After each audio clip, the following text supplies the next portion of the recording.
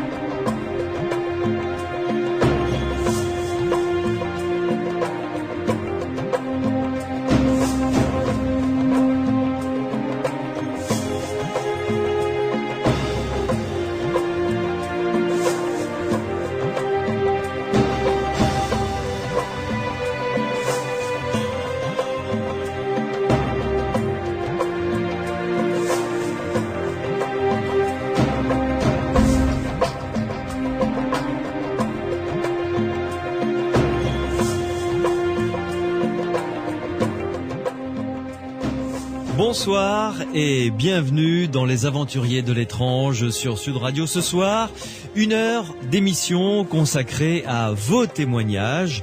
Si vous avez vécu quelque chose qui vous semble être du domaine du paranormal, eh bien, vous le savez, cette émission et mes invités sont à votre disposition pour répondre à vos questions, vous apporter des éléments de réponse. Morad est au standard pour recueillir vos appels et vous passer à l'antenne. Pour cela, il suffit que vous appeliez le 0826 300 300 dès à présent pour vous inscrire.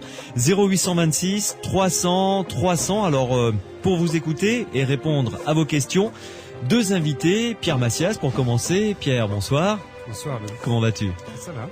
Le site se porte bien, le site internet ? Ça va, on le visite. On le visite beaucoup ? Un peu. Bon, alors il va falloir que ça s'améliore si vous voulez avoir des nouvelles du monde du paranormal. Je vous invite à aller découvrir ce site internet qui s'appelle psiland.org, Psiland, PSILAND.org. Un autre habitué des aventuriers de l'étrange, notamment des soirées consacrées aux témoignages, Renaud Évrard, bonsoir. Bonsoir. Comment allez-vous ? Très bien, très bien. Bon, merci de nous rejoindre à nouveau pour nous aider à écouter et à répondre aux questions de ceux et celles qui vont nous appeler au 0826 300 300, 0826 300 300 pour nous faire part de leur expérience, de leur vécu, de leurs questionnements, de leurs angoisses également. Si vous avez vécu quelque chose de l'ordre du paranormal, vous nous appelez tout de suite au 0826 300 300, nous répondrons à vos questions. Vous pouvez aussi, vous le savez, réagir par SMS. Vous tapez le mot Sud sur votre téléphone portable, vous laissez un espace, vous rédigez votre question ou votre commentaire et vous envoyez le tout au 71 200. Il arrivera directement sur l'écran de contrôle que j'ai sous les yeux et je me ferai un plaisir d'être votre porte-parole dans cette émission. 71 200, c'est pour envoyer vos SMS. Nous sommes ensemble jusqu'à minuit. Les aventuriers de l'étrange, avec Louis Benedy sur Sud Radio. Et tout de suite, nous commençons avec un premier témoignage. Il s'agit de Liliane qui nous appelle de Narbonne. Liliane, bonsoir. Bonsoir. Merci d'accepter de parler de ce que vous avez vécu il y a quelques années maintenant dans les aventuriers de l'étrange. Ma chère Liliane, pour commencer, ça s'est passé il y a combien de temps, ce que vous avez vécu exactement ? Cela fait 13 ans. Ça fait 13 ans. 13 ans. Ouais. Et ce qu'il y a toujours, enfin, ce que je trouve vraiment de surprenant chez tous ceux et celles qui ont vécu quelque chose de l'ordre du paranormal, c'est que ça les a tellement marqués qu'ils s'en souviennent des dizaines d'années après, comme si c'était hier. Ça reste très clair dans votre esprit également ? Ça reste très clair, mais je ne l'oublierai jamais. Oui. Alors, racontez-nous un petit peu c'était une après-midi, hein, c'est ça ? C'est exact. C'était une après-midi. Oui. J'étais allongée sur le canapé, comme je le faisais tous les après-midi, je regardais une émission. Oui. Et j'avais la chienne qui s'appelle Tina, une ratière coupée de pointer, et qui se couchait continuellement sur mes pieds. Oui. Et soudain, ce jour-là, elle l'a bondi, elle m'a égratigné les chevilles, elle a sauté du canapé. Ce qu'elle n'avait pas l'habitude de faire, de réagir de Non, manière non, aussi non, vive comme elle ça. était toujours à côté de moi, elle me suivait comme un petit chien, c'est le cas de le dire. Ouais. Elle m'était très fidèle et je ne pouvais pas faire un pas sans elle. Elle a traversé le salon, elle a traversé la cuisine, elle est sortie de la véranda, elle s'est mise devant la porte, elle regardait dans l'allée du jardin qui donnait dans la rue. Et c'est une allée qui fait au moins 75 mètres, oui. Elle avait les chines toutes raides, elle était très hérissée et elle aboyait, mais méchamment elle aboyait. Je suis sortie. Oui. Je me suis mise à côté d'elle, je regardais bien ce qui se passait, qu'est-ce qui se passait. Il n'y avait pas de chat, il n'y avait pas de chien. Et à ce moment-là, ma chienne aboyait toujours. J'ai vu mon mari qui marchait dans l'allée, le sac en bandoulière. Il revenait du travail. Il était habillé vraiment comme il était habillé, un pantalon en tergal marron et puis une chemise noire. Il avait toujours les manches retroussées. Il souriait, il montait cette allée. Et il faut préciser, bien entendu, que votre mari était décédé 1 an auparavant, c'est ça? Mon mari était décédé depuis 1 an. Oui. Et mon mari remontait donc cette allée et la chienne, à un moment donné, s'est arrêtée d'aboyer. Elle s'est mise à gémir et elle tapait sa petite queue par terre. Et moi, je voyais mon mari qui s'avançait. Je ne pouvais rien faire. J'avais bien envie d'aller à son devant, de le prendre dans mes bras. Je croyais qu'il vraiment était vivant. Mais j'étais tétanisée, j'avais les pieds qui étaient tombés au sol, je ne pouvais plus bouger. Et ma chienne, elle gémissait, elle avait vu la même chose que moi, il ne lui manquait que la parole. C'est-à-dire que Tina, votre chienne, regardait dans la même direction que vous. C'est ça qui vous avait surpris d'ailleurs. C'est elle qui m'a averti qu'il y avait quelqu'un dans le jardin. C'est elle qui a aboyé. C'est pour ça que je suis sortie. Et c'est quand je me suis mis à ses côtés que je regardais dans la rue ce qui se passait dans cette allée. J'ai dit, qu'est-ce qui se passe? C'est là que j'ai vu mon mari qui est monté l'allée. Comme tous les soirs il le faisait, en principe, la chienne elle allait à son devant. Et au bout de peut-être 3-4 secondes, ça a été assez rapide. Il était peut-être à 5 ou 6 mètres de nous, de toutes les deux, de ma chienne et moi. L'image a disparu. Je ne le voyais plus, il s'était volatisé. Et ma chienne s'est mise à pleurer, et puis elle s'est mise contre moi, comme si elle s'est frottée pour que je la caresse, que je la réconforte. Et ma mère qui bavardait avec la voisine avait entendu ma chienne aboyer, et elle vient me dire, mais qu'est-ce qui s'est passé? Que se passait-il? Elle n'a pas l'habitude d'aboyer. Qu'est-ce qui lui arrive? Je n'ai pas pu lui répondre. Mais elle me dit, mais qu'est-ce que tu as? Elle me dit, bouge un peu, qu'est-ce qui t'arrive? Tu es blanche. Elle me dit, mais ça va pas? Et je ne pouvais même pas parler. Je ne pouvais pas lui parler. Elle est arrivée à côté de moi, elle m'a pris par le coude. Et puis là, j'ai commencé à avoir le sang qui est revenu en moi. J'ai pu à ce moment-là rentrer. Je suis allée à la maison, je me suis mise dans un fauteuil. Et elle m'a dit, c'est passé quelque chose. Qu'est-ce qui s'est passé?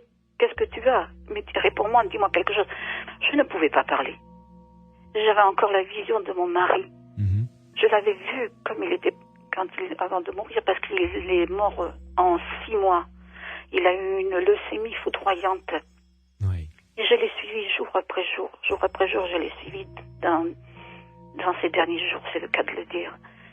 Et ce qui est très triste et très terrible, c'est que pendant peut-être 2 ou 3 mois, je n'osais plus partir l'après-midi parce que j'avais l'impression que peut-être l'événement se renouvellerait. Et ça a été quelque chose de terrible en même temps, parce que je commençais à avoir le cœur moins triste, je commençais à accepter sa mort, et tout est retombé à zéro. Je suis revenue en arrière. J'ai terriblement souffert parce que je me disais, mon Dieu, je commençais juste à cicatriser un petit peu. Et voilà que l'image de mon mari m'a remis dans le bain. J'ai recommencé à vivre tout ce que j'avais vécu avant sa mort. n'en ai parlé à personne. Je ne l'ai dit qu'à mon fils aîné. Et quelle a été sa réaction? Il m'a pris dans ses bras, il m'a dit, maman, si tu me le dis, il m'a dit, je te connais, je sais que ça doit être vrai. Ouais. Liliane, Oui. votre mari était décédé depuis donc un an. Non. Et parce que ce qu'il y a quand même je dirais, de très étonnant dans ce témoignage. D'abord, je vous remercie de nous le confier à l'antenne parce que une fois de plus, je le répète, ça permet à ceux ou celles qui ont vécu ce genre de phénomène d'entendre que d'abord ils ne sont pas les seuls et que ensuite ils ne sont pas fous. Ce sont des phénomènes qui se produisent dont la science n'en connaît pas encore la nature, bien entendu. Mais ils ne sont pas seuls. Vous qui nous écoutez, si vous avez vécu ce type de phénomène, vous pouvez nous appeler pour nous en parler, comme Liliane le fait. Vous nous appelez au 0826 300 300 et avec Pierre Macias et Renaud Évrard qui sont mes invités, on pourra peut-être essayer de vous apporter quelques éléments de réponse, si cela est possible, mais au moins ce message est important et c'est pour ça que je vous remercie Liliane de nous confier cette histoire parce que au moins c'est un message qui veut dire voilà, vous n'êtes pas seul à avoir vécu ça et vous n'avez pas la tête qui tourne à l'envers. Liliane, votre maman n'était pas loin de vous puisqu'elle a entendu la chienne aboyer, Tina, ce qui l'a alertée quand même. Elle était à combien? Est-ce que vous pouvez le dire à peu près? Il y avait dans le terrain 2 maisons. La maison de mes parents oui. Et ma maison derrière. Il y a peut-être 5-6 mètres entre l'une et l'autre. Elle bavardait avec la voisine et la voisine elle-même a regardé depuis sa barrière en écartant un petit peu. Ce sont des lauriers. Oui, oui. Et elle regardait. Effectivement, ma mère est venue voir et la voisine est également venue voir. Et ma voisine m'a dit, c'est quand même bizarre parce que la chienne n'aboie pas comme ça. Elle a dû voir vraiment quelque chose de surprenant. Je ne lui ai pas répondu puisque j'étais incapable de parler. Oui, j'imagine, oui. J'étais incapable de parler. Je n'ai pas pu parler à ma mère, donc je ne pouvais pas parler à la voisine. Donc elles étaient toutes les deux en train de bavarder quand c'est arrivé.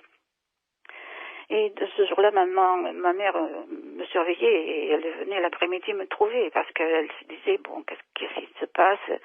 Ça m'ennuyait davantage qu'autre chose parce que je n'avais plus de toute façon cette espèce de solitude que je recherchais. Je voulais être seule et mon Dieu, une maman essaie toujours de vous secouer un peu, oui. Mais au lieu de me secouer, au contraire, elle me rendait encore plus malheureuse et plus malade puisque j'avais moi-même après le décès de mon mari été opérée 7 fois en 9 mois. Elle pensait bien faire, j'imagine. Eh oui. Oui. Mais votre chienne a réagi d'une manière tout à fait inhabituelle. Je veux dire, ce n'était pas dans son habitude comme ça d'aboyer de manière presque agressive, avec l'échine, avec les poils sur l'échine dressés, etc. C'était, elle était effrayée cette chienne au départ. Je pense qu'elle ne s'attendait pas à... Je ne peux pas savoir. Si elle n'avait pas fait ce qu'elle a fait, si elle n'avait pas aboyé de cette façon-là, alors qu'elle n'en avait pas l'habitude, ou elle était sur le canapé avec moi, ou elle était dans sa panière, si elle n'avait pas eu cette réaction d'aboyer avec insistance, ça peut être duré 2-3 minutes, je la laissais aboyer, c'est quand ça m'a énervée, je suis sortie et c'est là que j'ai vu qu'il y avait quelque chose qui n'était pas normal. Sans elle, je ne l'aurais certainement pas vu. Oui. C'est elle qui m'a alertée. Et quand j'ai vu mon mari qui montait, j'ai compris pourquoi la chienne aboyait. Et elle, qui normalement allait toujours à son devant, elle est restée scotchée à côté de moi, elle n'a pas bougé. Elle était tétanisée certainement aussi. Ça faisait 1 an que le maître avait disparu et je pense que de toute façon, elle a été retenue par quelque chose aussi. Oui. Et je me suis souvent dit, si elle avait pu parler, peut-être qu'elle m'aurait dit qu'elle avait vu la même chose que moi.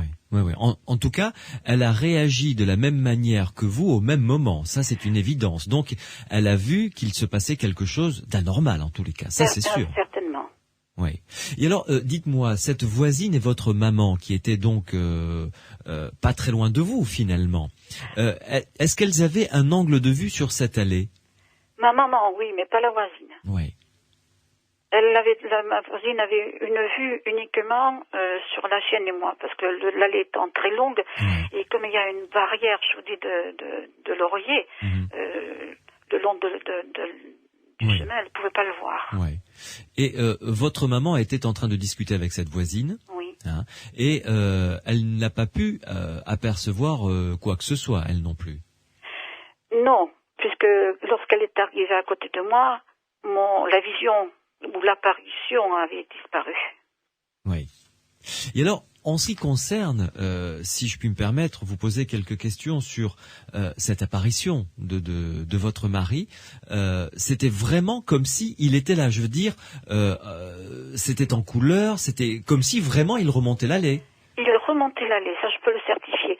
Il remontait l'allée et il était habillé exactement comme il s'habillait d'habitude. Oui. Il avait son pantalon en tergal marron parce qu'il ne portait pas de jean. Il avait une chemise noire parce qu'il adorait le noir. Il avait sa chemise de noir et les manches roulées, retroussées. Et son sourire, son sac en bandoulière, c'est surtout ça parce qu'il amenait son jet du midi et son linge, parce que c'est changé, il avait un métier très salissant, il était chaudronnier. Et tous les soirs, il se douchait avant de partir au cas où en chemin il serait arrivé un accident. Il avait le droit de se doucher et se changer. Et il mettait donc tout dans son sac et je l'ai vu, je voyais le sac dans son dos, comme quand il marchait.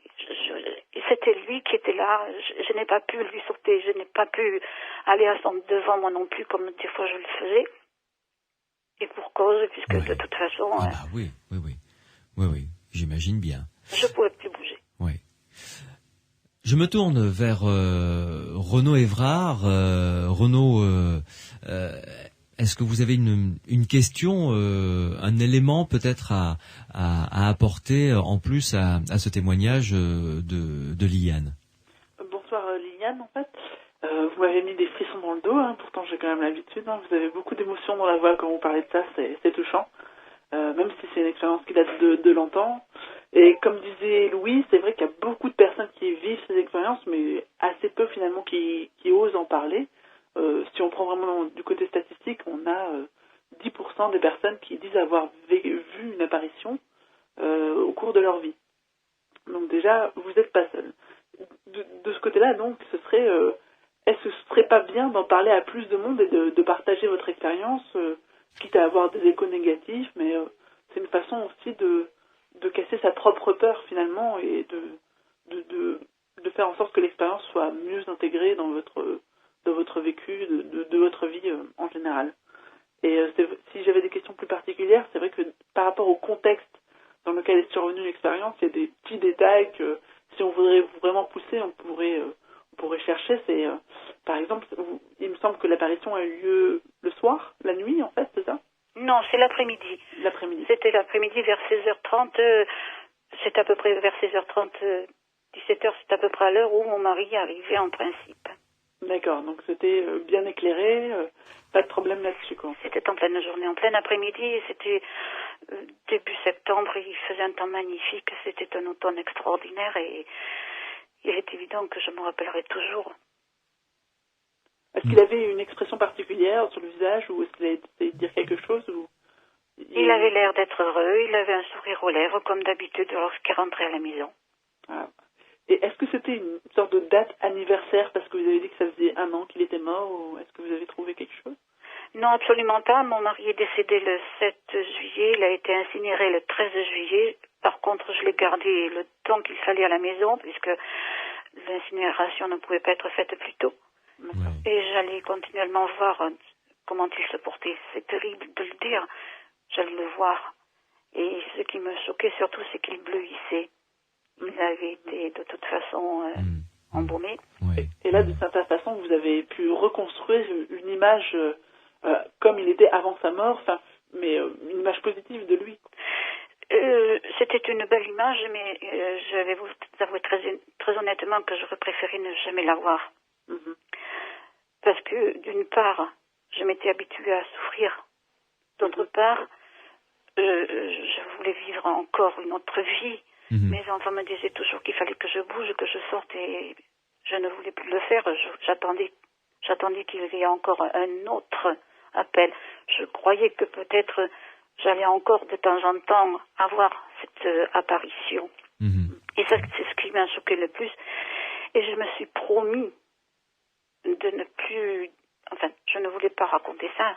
Je me suis promis de ne jamais aller voir une cartomancienne ou de ne pas faire attention du tout à ce qui s'est passé avec les astrologues. Je dis, je préfère vivre dans l'incertitude. Je préfère vivre au jour le jour que de savoir ce qui va peut-être m'arriver. Parce que je ne vivais plus. Je ne sortais plus parce que j'avais encore envie de le voir. Liliane, l'interprétation évidemment de ce genre de phénomène ou de signe est vraiment très difficile, mais est-ce que vous ne pensez pas que c'était peut-être une sorte de comment dirais-je, de revoir de messages disant je vais bien là où je suis souriant, je suis entre guillemets bien portant, et voilà ce petit signe, vous ne croyez pas? Je suis une non-croyante à l'heure actuelle et je ne peux pas vous répondre. Je pense que c'est un phénomène qui est arrivé involontairement. C'est une chose qui m'est arrivée et je pense qu'il y a beaucoup de gens qui ne veulent pas en parler par pudeur. Et je n'en ai pas parlé autour de moi parce que j'ai peur que l'on me prenne pour une dingue, comme vous le dites si bien. Et il y a des choses qu'on préfère garder secrètes. Oui. Vous restez avec nous, Liliane, une première pause et on va se retrouver dans quelques instants, toujours avec vous. Pierre Macias voudrait également réagir, peut-être vous poser quelques questions. Renaud également, bien entendu.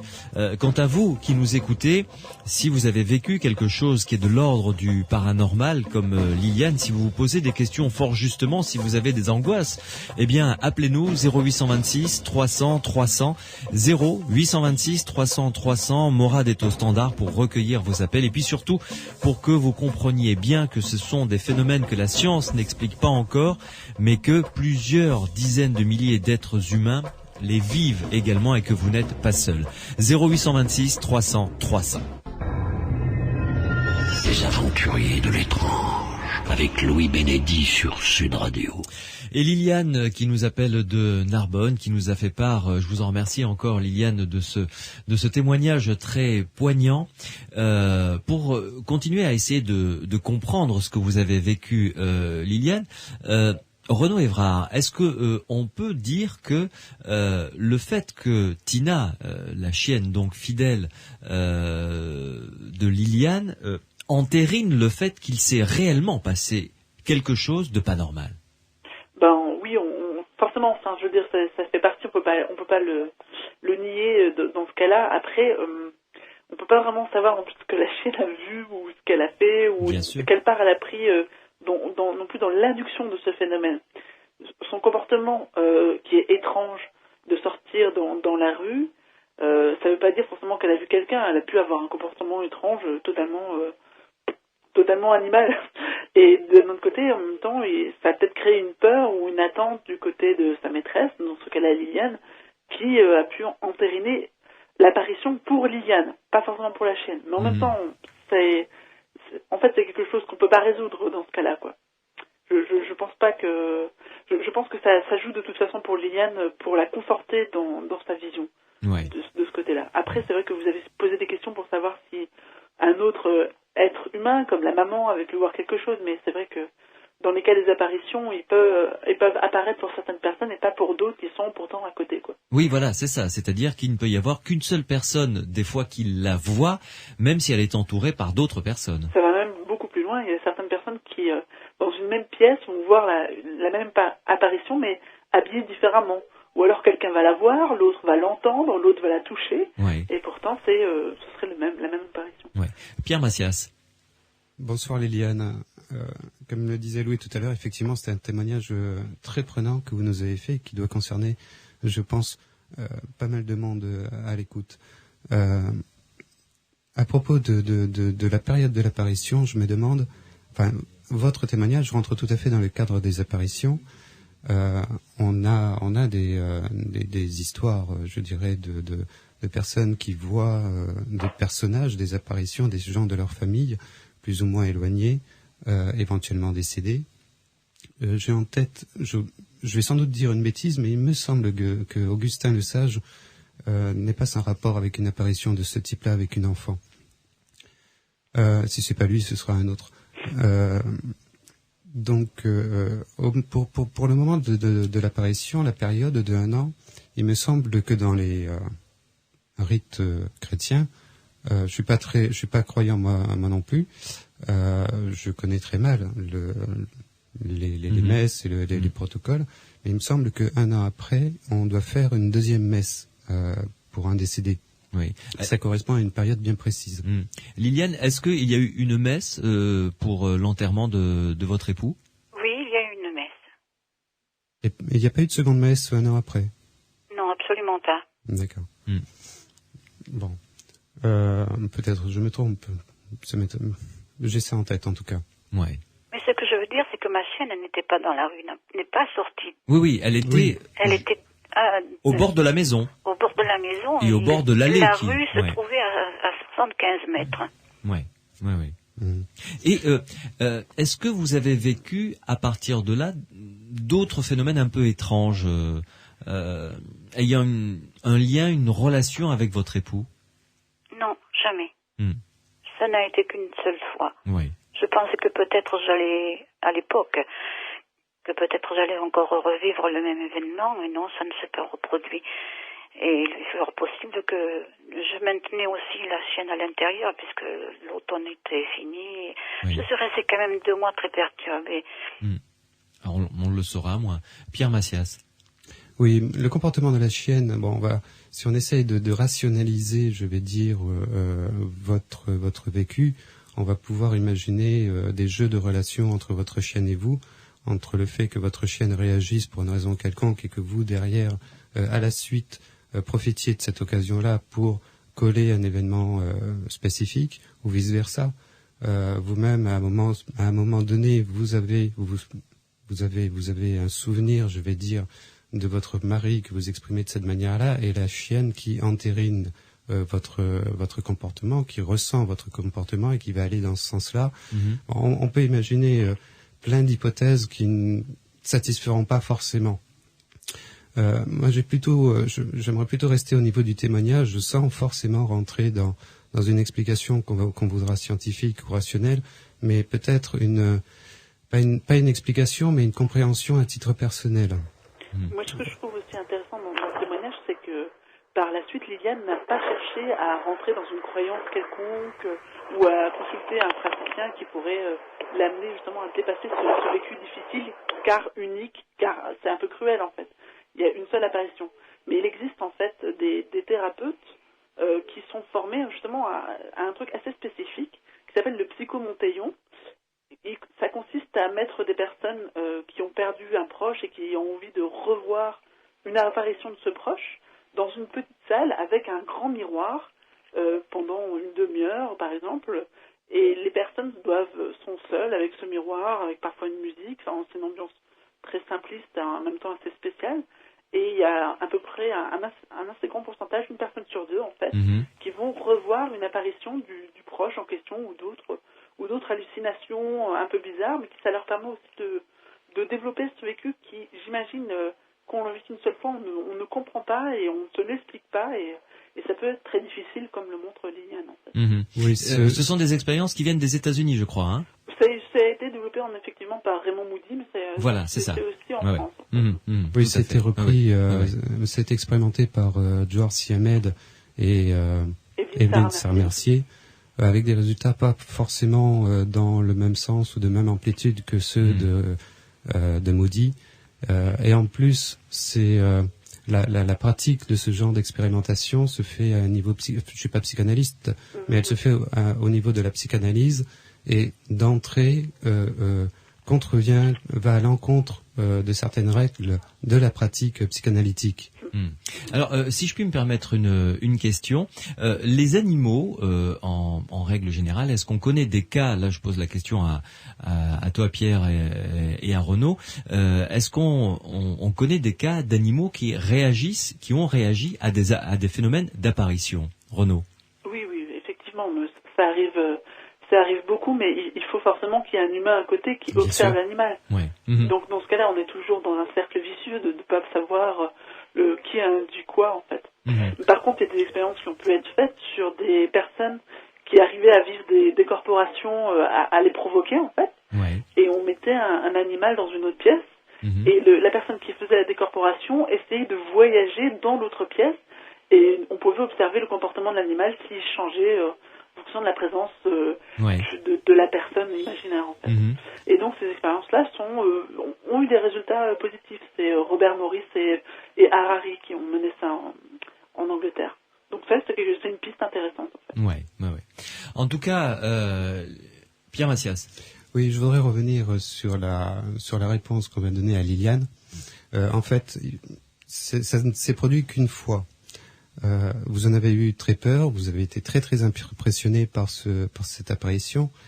Moi, je me demande si, en fait, et les gens qui me côtoient savent que je ne suis pas partisan, forcément du moins partisan, ou aussi facilement partisan de la survie, mais peut-être que vous pourriez envisager cette apparition comme un dernier au revoir de votre mari à un moment donné.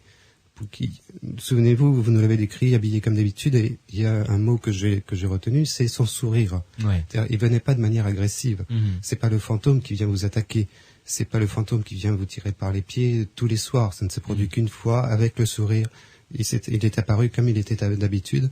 C'est peut-être peut-être qu'à niveau personnel, vous pourriez le prendre comme un dernier au revoir. Et en fait, ça n'implique pas de peur. Mais un joli geste d'amour, quoi. Voilà, tout à fait, un joli geste d'amour. Liliane, Oui. je vous remercie en tout cas de nous d'avoir eu la gentillesse et le courage de franchir le pas et de nous confier ce témoignage précieux qui, je l'espère, va pouvoir, comment dirais-je, envoyez ce joli message à ceux et celles qui l'ont vécu. Vous n'êtes pas seuls et vous n'êtes pas fous. Et ce sont encore des phénomènes que la science n'explique pas, mais qui existent. Merci beaucoup pour ça, Liliane. Je vous en prie, au revoir. Je vous souhaite une excellente soirée. Je vous remercie également, vous aussi. Merci, Liliane. À très bientôt. Liliane, donc, qui nous appelait de Narbonne, a un deuxième témoignage qui va un petit peu dans ce sens. Il s'agit de celui d'Alexis qui nous rejoint. Bonsoir, Alexis. Allô, Alexis ? Oui, bonsoir. Vous nous appelez d'où ? De Toulouse. Vous nous appelez de Toulouse. Et alors vous avez appelé dès que vous avez entendu le témoignage de Liliane parce que vous vivez aussi, vous avez vécu ce genre de phénomène. Oui, mais c'est surtout pour rassurer Liliane en fait. Oui.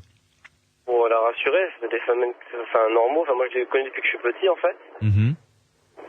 C'est-à-dire... Depuis que je suis petit, je commençais à avoir pas mal d'apparitions en fait dans ma maison où je vivais quand j'étais petit enfant. Ouais.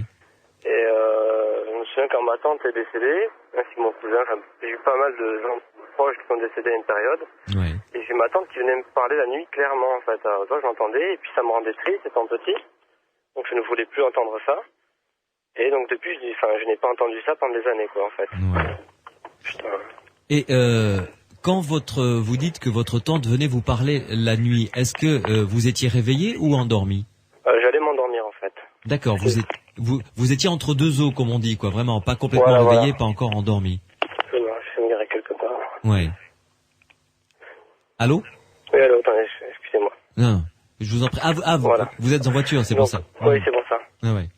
Et quels sont les autres phénomènes d'apparition que vous avez vécu récemment, par exemple ? C'est me revenu il y a quelques années. Donc le magnétisme est revenu, ainsi que des prémonitions, tout ce que je vois les gens comme les voyants, des cartomanciens ou autres. Ça revient petit à petit, donc j'ai des prémonitions, des flashs, et il m'arrive de ressentir comme le magnétisme, les présences, les entendre dans ma tête, et aussi récemment commencer à les voir. Avec les yeux, quoi, visuellement. Ouais. C'est-à-dire, allez voir, ils vous apparaissent comment ? Non, c'est bon, il n'y a pas de problème. Voilà, excuse-moi. Excusez-moi. Là. Non, je vous en prie. Voilà. Quand vous les voyez de quelle manière? Ils apparaissent comment? Ouais, c'est rare, soit ce sont des gens souriants, ils regardent clairement, et puis après, je les ressens déjà dans mon cœur et puis le magnétisme. C'est des gens bien que vous croisez comme ça, et puis après on se retourne, on ne les voit plus, on les croise en fait. Oui. Ils apparaissent normalement comme des gens comme de tous les jours en fait. Oui, et c'est très fugitif. C'est assez fugitif. Et est-ce qu'il y a un dialogue qui s'établit de temps en temps Oui, par rapport à ma vie personnelle aussi. Souvent, les gens sont là pour qu'on le ressent pour nous guider un petit peu, pour nous aider continuellement en fait. Oui. Je sais que j'ai perdu ma petite amie il y a quelques mois. Oui. Ça n'a pas été facile, mais elle venait pour me répondre à mes regrets, à mes pleurs, à mes tristesses, quoi. Oui. Quand vous dites que vous l'avez perdue, c'est-à-dire qu'elle est décédée, hein, c'est ça? Elle est décédée, oui. Oui. Et donc, combien de temps après avez-vous eu ce contact Moi, je l'ai eu le lendemain de sa mort. Parce que j'étais très triste, elle est juste venue me dire au revoir. Oui. Et que ça allait bien, que voilà. Ça s'est passé de quelle manière? Est-ce que vous vous en souvenez? J'étais très très mal. J'étais très très mal. J'étais en larmes, j'étais une colère, une énergie, une colère, une haine. Et j'étais mal, j'étais dehors, tout seul dans la rue. Et là, j'ai senti sa présence arriver et me parler. Sans que vous ne la voyiez, hein? Sans que je la vois. Non, je ne la vois pas. Je ne l'ai toujours pas vue. Je vois d'autres gens parfois, mais je ne la vois toujours pas elle. Et à travers cette expérience, qu'est-ce que vous en retirez comme enseignement? Je veux dire, est-ce que la mort vous fait peur ou Non, pas du tout. Pas du tout. Depuis tout le temps, je sais qu'après la mort, on passe à autre chose, mais qu'il faut être préparé à y être, en fait. Il faut être prêt pour y accéder. Oui. Je me tourne vers Renaud Évrard. Est-ce que vous avez des questions ou une réaction face à cette multiplicité des phénomènes? Ils sont tout à fait naturels. Je crois qu'ils ont toujours existé depuis des milliers d'années. Enfin, c'est quelque chose qui est propre à chaque être humain. C'est juste que notre façon de notre éducation, la façon dont l'intelligence humaine est un peu orientée, très matérielle au final, on néglige l'aspect spirituel de ce qu'on ressent, ce qui va au-delà de nos sens. Très bien, il m'a volé ma réponse. Bonsoir Alexis. Bonsoir. C'est effectivement ce que je tenais à dire. C'est vrai que c'est des expériences qui ont existé dans toutes les cultures depuis tous les temps et il y a eu différents modèles d'interprétation. Il y a des modèles qui sont moins dangereux que d'autres. Et dans ce cas-là, dans le cas d'Alexis, ça me semble bien pris. C'est une bonne piste de dialogue concernant la vie personnelle, de guide. Ça me semble pas du tout pris dans un délire, dans une crainte.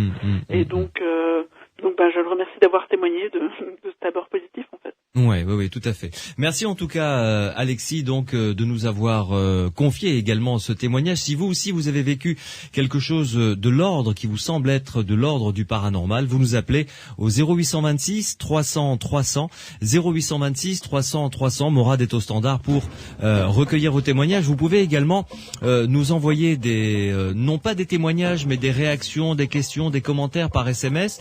Vous tapez le mot Sud, vous laissez un espace, vous rédigez votre commentaire et vous l'envoyez au 71 200. On vient de recevoir un SMS signé de Lynn qui dit « Bonsoir, j'ai eu un phénomène quand quelqu'un a touché ma tête par derrière comme une main qui me caresse. Je me suis retourné, il n'y avait personne et 3 jours après, mon mari a eu un accident et grâce à Dieu, il a été protégé. » Signé Marilyn.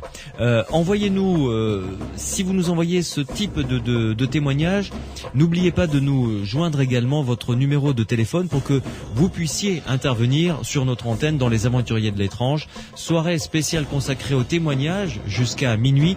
Restez avec nous, dans quelques minutes, c'est Christelle qui va venir nous rejoindre.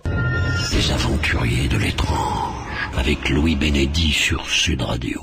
Soirée consacrée à vos témoignages. Si vous avez vécu quelque chose de l'ordre du paranormal, appelez-nous comme Alexis l'ont fait, comme Liliane également, au 0826 300 300, 0826 300 300. Vous pouvez également, je vous l'ai dit, intervenir par SMS. Vous tapez Sud sur votre portable, vous laissez un espace, vous envoyez votre réaction, votre commentaire au 71 200. D'ailleurs, un SMS vient d'arriver en disant « Bonsoir, pouvez-vous faire une émission sur l'astrologie prochainement ?» C'est Isabelle d'Avignon qui nous envoie ce SMS. C'est une bonne idée. On va y réfléchir avec Pierre Massias. C'est trouver le bon intervenant pour parler d'astrologie. C'est effectivement quelque chose, un dossier qui est passionnant parce que avec un système astronomique qui n'a rien à voir avec le vrai système astronomique, les astrologues réussissent à obtenir des résultats assez intéressants concernant l'étude des personnalités. Donc on va se pencher sur ce dossier, ma chère Isabelle, qui nous avait envoyé ce SMS d'Avignon. Christelle, bonsoir. Bonsoir. Vous nous appelez d'où, Christelle? De Casteldoa, des Pyrénées-Atlantiques. Des Pyrénées-Atlantiques. Très bien. Alors, Christelle, vous, ce que vous avez vécu, c'est passé il y a combien de temps? Oh là là, en 1984. Oui. Donc, ce n'est pas hier. Effectivement, non, c'est pas avant-hier. Et qu'est-ce que vous avez vécu et dans quelles circonstances? Racontez-nous. Alors, ça. j'ai fréquenté, bien sûr, un garçon que j'aimais beaucoup, beaucoup, beaucoup. Et je ne savais pas si c'était réciproque ou non. Mais parfois, il me disait, tu me portes chance. Tu me portes chance. Alors, donc, j'ignorais ce qu'il voulait me dire, quoi, hein, par tu me portes chance. Et puis des fois je demandais à ma mère, quoi. Je disais mais qu'est-ce qu'il veut me dire par tu me portes chance. Et elle ignorait aussi ce qu'il voulait me dire. Puis le 1er mai 1984, je me dispute avec lui et je lui dis ne viens plus m'ennuyer. Et le 4 mai, 3 jours après, il se suicide d'une balle dans la bouche. Ah oui.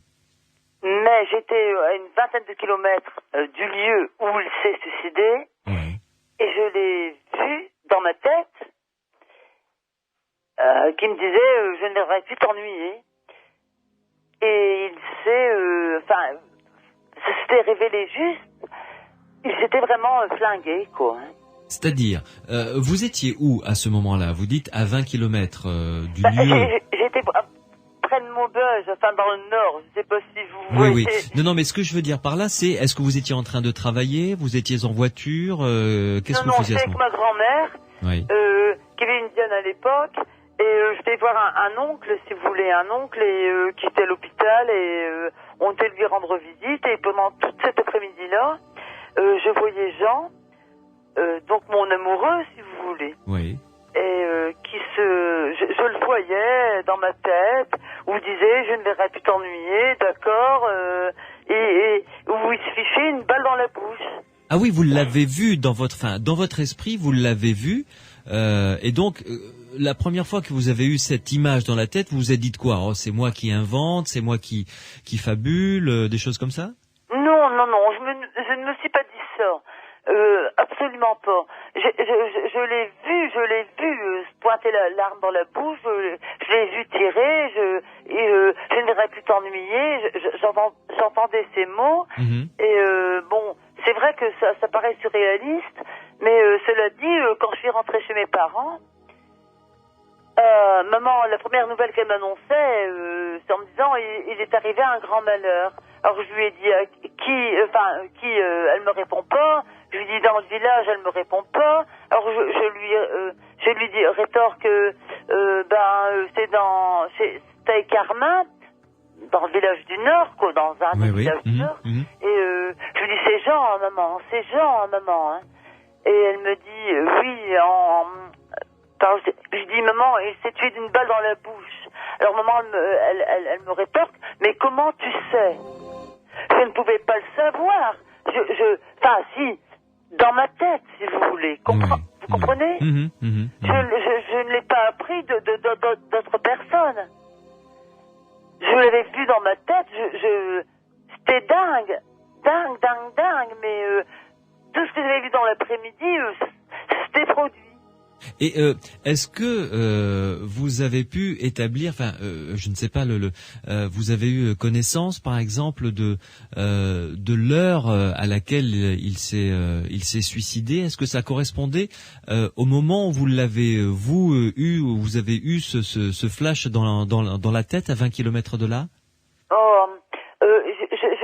Je ne dirais pas au moment précis, je n'en sais absolument rien. Cela dit, dans l'après-midi, j'étais, je sais pas, du côté de Maubeuge, dans le Nord, dans un hôpital où je voulais voir un oncle, et je voyais Jean, mon amoureux, si vous voulez, Oui, oui. Mais ça se passait dans l'après-midi de toute façon. C'était vraiment dans les heures, vous comprenez? Oui, oui, oui. Oui, oui. Par exemple, si c'était suicidé à 15 heures, je sais pas, moi, j'ai eu jusqu'à 17 heures, c'était des flashs qui s'imposaient à moi, vous comprenez? Oui, oui, oui, oui, tout à fait, oui, oui. Renaud Évrard, est-ce que un geste dramatique comme celui-là peut créer, alors je vais employer un terme sûrement qui n'a rien de scientifique, mais une résonance, vous savez, qui va heurter ceux et celles qui sont proches de la personne? C'est effectivement des cas qui se produisent très souvent. Alors c'est vrai que parler de résonance, c'est un peu compliqué. C'est pas le bon mot, j'imagine. Coïncidence. Oui. C'est-à-dire que c'est vraiment deux événements qui se passent en même temps, mais à cause de la distance spatiale, on ne peut pas affirmer que l'un a provoqué l'autre, en fait. Oui. C'est une sorte de corrélation, c'est un lien qu'on ne peut pas expliquer, et on peut faire juste des suppositions, des hypothèses, mais ça reste d'une certaine manière assez irrésolu. On peut pas en juger plus que ça. On peut simplement discuter avec Christelle. Bonsoir. Bonsoir. Pour savoir comment finalement elle vit la chose après coup et quelle explication elle-même on s'en donne, quoi, en fait. Quelle a été votre explication à vous? C'est un message qu'il avait vous envoyé, à votre avis, Christelle? Oui, j'en suis persuadée parce que quelques jours après, parce que bon, évidemment, il y a personne qui va de bon cœur dans des enterrements. Et 8 mai 84, je crois que c'était son enterrement. Et quelques jours après, je m'y rends aussi, je me rappelle devant sa tombe et je fais un signe de croix. Et enfin, je n'aime pas prier, hein, je suis pas très grenouille de bénitier, quoi. Et je fais mon signe de croix et puis je dis à Jean, je sais pas, je lui dis je t'aime, quoi. Et j'ai senti une sorte de fierté très fort en moi. C'est bizarroïde, mais c'est comme ça. Quelque chose d'orgueil. C'était bizarroïde ce que je ressentais.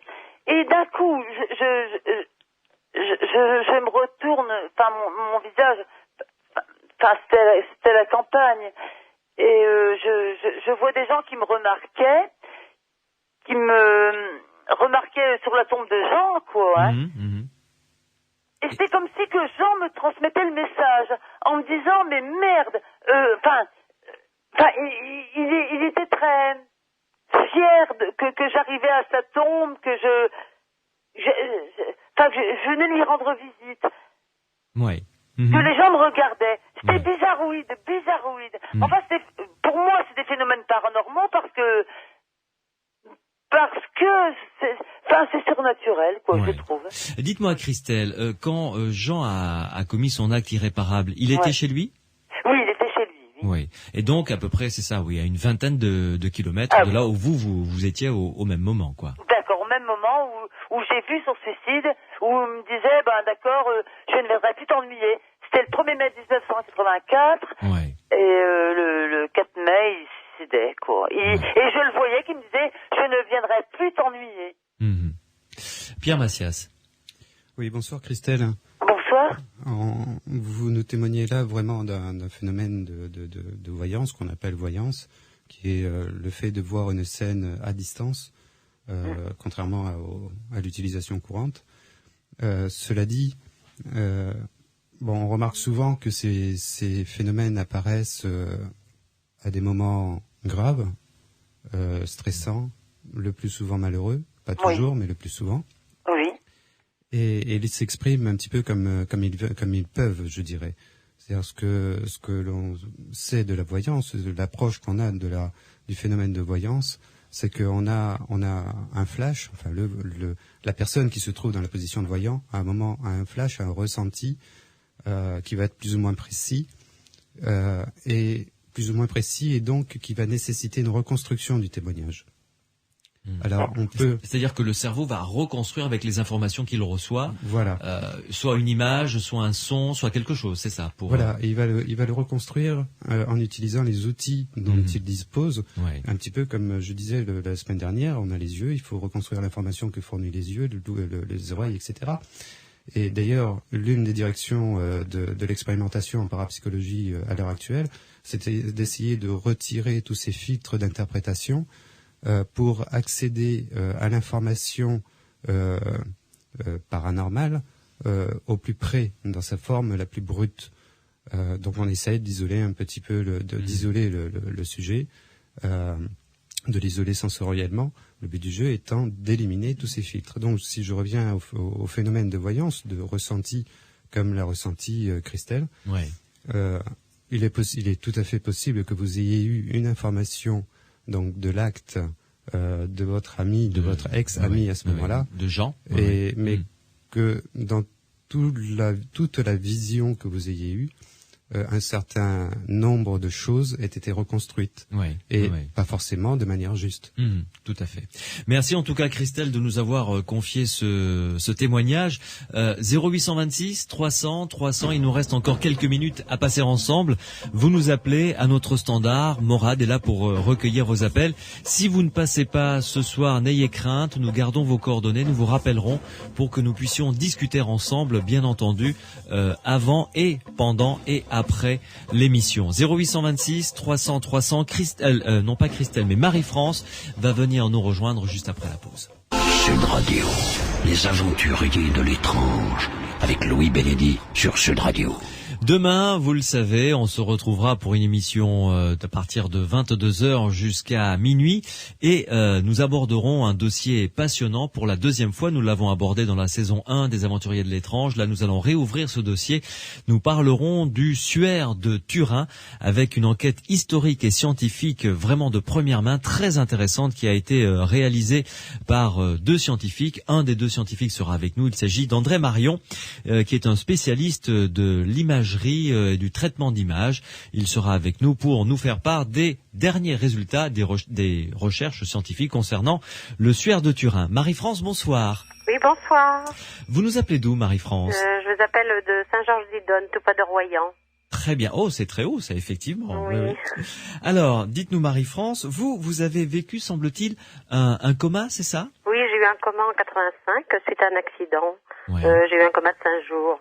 Ah oui, quand même. Oui, dans mon coma, je me souviens, c'était une immense pièce, un long couloir, beaucoup de lumière, et j'avais le médecin près de moi, en blouse blanche, et là j'ai retrouvé tous les gens que j'avais connus sur Terre et qui étaient décédés, ils étaient tous autour de moi. Moi je planais, j'étais très heureuse. Mais eux, ils étaient très tristes de me voir ici, parce que mes enfants étaient très jeunes à l'époque. Mais alors, dites-moi, Marie-France, une question comme ça qui me vient tout de suite à l'esprit. Quand vous êtes sortie de votre coma, vous aviez ce souvenir? Oui, j'ai toujours gardé ce souvenir, tout le temps. Pas aussitôt après, ça m'est venu, je me suis rappelé toujours de ça m'a vraiment marqué. Que j'ai vu tous les gens que j'avais connus, dont mes grands-parents, mes grands-mères et tout ça, il y a une grand-mère qui guérissait d'ailleurs. Tous les gens que j'ai connus, que j'ai aimés, étaient autour de moi. Et qui étaient décédés, hein, c'est ça? Oui, ils étaient tous décédés. Et là, ils étaient autour de moi, je les ai retrouvés, c'est merveilleux. Alors, racontez-nous, décrivez-nous cette pièce dans laquelle vous étiez. Ça ressemblait à quoi? Une pièce normale, je dirais? Oui, blanche? Moi c'est comme si j'étais dans un grand hôpital. Il y avait le médecin près de moi en blouse blanche, mais c'était immense et j'avais tout autour, j'avais tous ces dessins que j'ai retrouvés. J'étais très heureuse de retrouver. Et voilà ce que je me rappelle simplement. Mais suite à ça, après quand je suis atterrie, c'est le cas de le dire, j'ai eu plein de choses. Je suis plus la même femme. Et il y a des choses beaucoup qui sont dures à porter, puisque tous les rêves préhistoriques que j'ai eus depuis se sont tous révélés exacts, et je sais très bien les interpréter. C'est-à-dire que vous vivez des rêves prémonitoires à partir de cet événement, de ce coma que vous avez vécu. Depuis ça, oui. Et le premier rêve ne me concernait pas du tout, puisqu'il s'agissait d'un petit garçon. J'ai rêvé pendant 8 jours d'un petit garçon qui allait se faire tuer, et je me demandais pourquoi je rêvais de ça, et 8 jours après, à l'endroit où je me trouvais en montagne, dans les Pyrénées, la Saint-Sauveur, j'avais un couple de personnes âgées qui me parlaient toujours de leur petit-fils. Et ce soir-là, ils ont été à la cabine téléphonique pour voir le retour du petit-fils. Et textuellement, comme j'avais rêvé, il s'est fait tuer sur l'autoroute avec les parents. Et c'était une nuit horrible, à l'hôtel. Et moi, c'est le premier rêve que j'ai fait. Après, toujours les rêves que j'ai eus de prémonitoire m'ont prévenu beaucoup sur ma famille, mes petits-enfants, même à distance. Et alors, je sais toujours les interpréter. Et alors, dites-moi, ces personnes décédées qui se trouvaient autour de vous, là je reviens à votre période durant le coma, vous avez eu des dialogues avec eux Non, ils me regardaient tous, ils étaient très tristes. Et moi j'étais très heureuse, je planais, j'étais très heureuse et eux, je me dis mais pourquoi ils sont... En fin de compte, j'avais pas ma place là-haut puisque mes enfants étaient très jeunes, ils avaient besoin de moi. C'est pour ça que je suis revenue, je pense. Et sans angoisse particulière, je veux dire, pendant ce... Aucune, au contraire. Et j'ai plus peur de la mort du tout. Oui. Et j'étais assistante de vie auprès de personnes très malades. J'ai fait ça pendant 20 ans. J'ai appris plein de choses dans ce métier et je comprends pourquoi. Et j'ai plus peur de la mort du tout. Renaud Évrard, est-ce que ce que nous confie Marie-France, ce qu'elle a vécu et ce que ça a déclenché après, est-ce qu'on peut assimiler ça à une expérience de mort imminente, à votre avis? Bonsoir Marie-France. Bonsoir. Donc oui, ça pourrait être compris comme ça. C'est peut-être excessif, hein, je suis pas vraiment spécialiste. Je pose la question. Mais il y a une part possible, hein, comme parlait tout à l'heure Pierre Massias concernant la voyance, de reconstruction, d'impression de déjà-vu ou de reconstruction après coup, d'une sorte de vécu subjectif pour assurer la continuité, pour pas se dire qu'on s'est éteint pendant 5 jours en fait. Ça peut être une façon de voir. Après, ce qui reste très intéressant, c'est toutes ces modifications de la personnalité qui suivent. Donc absence de perte, absence de peur de la mort. Et puis de présence de nouveaux phénomènes paranormaux, les rêves prémonitoires, une envie aussi d'aider les autres, ou d'être plus empathique avec les autres. Ça, c'est vrai que pas mal de gens qui ont fait des NDE rapportent ces modifications. J'ai envie d'aider les gens, même les plus démunis, je fais que ça. Mais dites-moi Marie-France, vous dites avoir changé vraiment beaucoup par rapport à la femme que vous étiez avant? J'ai tout quitté, ma maison, avec rien, je suis partie avec rien, j'ai tout laissé derrière moi, 2 jours après, je me suis plus souvenu que j'ai habité là. Et j'ai tout reconstruit, mais tout ce que j'avais auparavant, j'ai plus voulu le garder. C'est-à-dire que vos valeurs d'avant avaient complètement changé. Exactement, oui. Je vois tout autrement. Et maintenant, j'ai plein de choses qui m'arrivent. Je peux guérir même les gens. Je le fais pas trop parce que ça fatigue. Je les aide aussi à travers des cartes, à travers des choses comme ça. Et je ressens trop les choses. Vous avez l'air de le prendre de manière très sereine finalement, très ce sereine. changement. Oui, je suis très heureuse dans mon cœur et je vois la vie différemment. À chaque jour suffit sa peine et j'aurais toujours apporté beaucoup de douceur autour de moi et quand je vois tout ce qui se passe, ça fait très mal aussi quelque part. Mais j'ai beaucoup de bonheur auprès de mes petits-enfants que des fois je les soigne aussi. J'ai un petit qui a failli partir à l'hôpital en urgence et là je l'ai pris une journée et puis il n'est pas parti. Oui, vous vous consacrez vraiment aux autres, quoi. Ah oui, vraiment. J'étais assistante de vie pendant 20 ans. Oui. Jusqu'à la fin de vie, la maladie, le cancer, Alzheimer et tout ça. Oui, je pourrais vous écrire un livre là-dessus. Il s'est passé quelque chose de plein de choses. Pierre Massias. Bonsoir Marie-France. Bonsoir. Oui, ce que vous nous racontez ici, c'est typique des NDE, des NDE de forte amplitude, je dirais. Ce besoin de tout quitter, ce changement de système de valeurs, c'est vraiment caractéristique. L'apparition de facultés parapsychologiques après cette expérience. Moi, c'est tout à fait caractéristique. D'ailleurs, si vous aviez envie de vous documenter sur les NDE, si vous ne l'avez déjà fait, oui, j'aimerais bien, oui. On peut toujours vous conseiller d'aller voir le site de Jans France, de prendre en contact avec Jans France. Leur site, c'est www.jans-france.fr.com. Je demande à mon fils qu'on a Internet. Oui, voilà, il trouvera très très facilement. Moi, je l'ai pas, mais j'ai pas tout confié ça à mes enfants. J'ai perdu mon mari, j'avais vu par 3 épisodes qu'il allait partir, je savais à quelle date et tout.